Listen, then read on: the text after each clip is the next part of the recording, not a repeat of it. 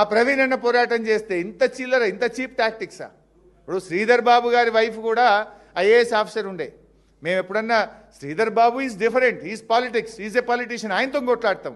ఆయన భార్య మీద మాకెందుకు?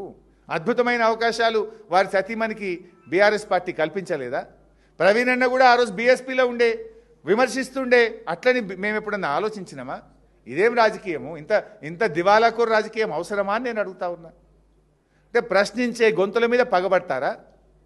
అంటే మీరు చెప్పినట్టు వినకపోతే ఆర్మ్ ట్విస్టింగు, భయభ్రాంతులకు గురి చేయడము, అక్రమ కేసులు పెట్టడము, భద్రత తగ్గించడము, గన్మెన్లను తీసేస్తామనుడు, లేదా బుల్లెట్ ప్రూఫ్ కార్ తీసేస్తామనుడు.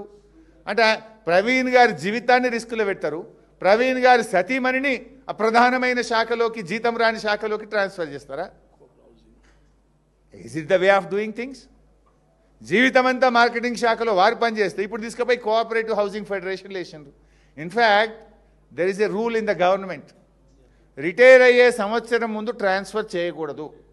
ఎవరైనా ఒక అధికారి రిటైర్ అయితే if he or she is in the last year of service, they should not be transferred. ఆవిడకున్న సర్వీస్ 1 year. ఇప్పుడు ఆ జీవోను కూడా ఉల్లంఘిస్తూ ఈరోజు వారిని ట్రాన్స్ఫర్ చేసినారు. ఇదంతా కూడా మీరు ప్రశ్నించే గొంతుల మీద చేసే దాడి.